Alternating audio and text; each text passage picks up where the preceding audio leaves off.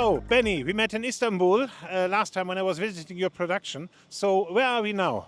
We are at the heart of Rotterdam, just on the garden of the old post office tower. I see. So, this is old post office, a monument which is now getting extended by an, what was it, 40 plus floor housing high rise.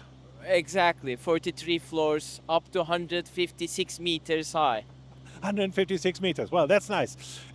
We saw the manufacturing of the freeform facade, and now this needs to be explained how it is, say, brought in position and how is it installed. So, why is it this type of facade? Where is the link to the old building? The link is on the older building's facade is on the natural stone travertine, and we have replicated the surface on an arch basis. And since we do have the balconies as well, they wanted to show off the travertine finish also on the columns and on the arches as a natural stone finish. So therefore, it's a requirement of having a lighter structured and easily mountable structured finish on the facades with GRC material. That's the technician speaking. Okay. By addressing this is lighter, which is what is important for a structural engineer, I understand. But say by visibility, by touch and field, it's mimicking the travertine, which is what we see over there. Parts of the old building are done in travertine, parts are done in plaster and brick. And then we see the travertine.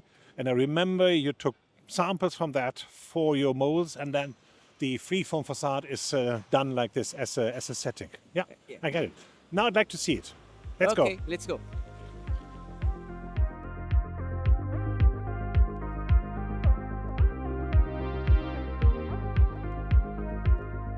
So, Benny, this is what we saw in Istanbul, and now it's assembled to this piece, which they now transport. What's happening over there?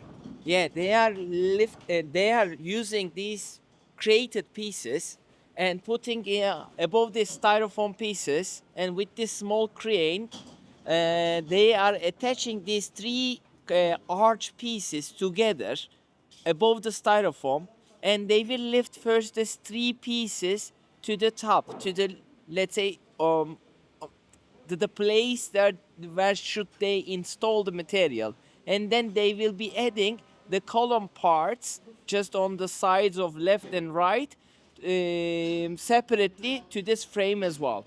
I see. And the styrofoam is actually made to be able to transport the free form on this horizontal plate with the rolls. Exactly. By using a template in order to install this framing and bolting the framing together. I see. Okay, good, cool. Let's get up to see how they get it in position. Yes.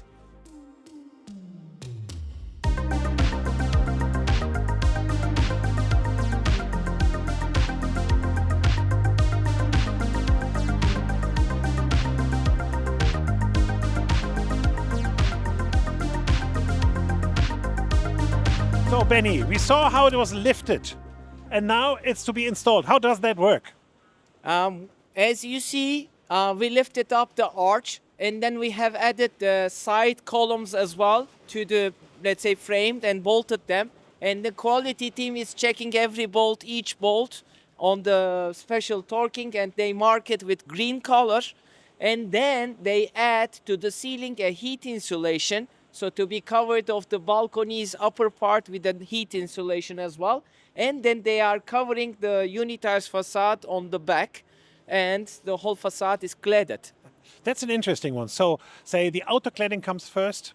We see the insulation, security by having a different team checking the bolts, and then unitized facade being installed. Exactly. And then they are lifting the unitized facade on the, let's say, on the blank areas, and they will fix it. I see. This is where we're going to have the unitized facade being then positioned, and that comes from inside, I guess, because otherwise, how would you get it in? Yeah, definitely. The sizes are massive. Normally, the installation sequence would have been located after the unitized facade to locate the GFRC parts, but on this arch, bigger arch, we have acted differently. I see.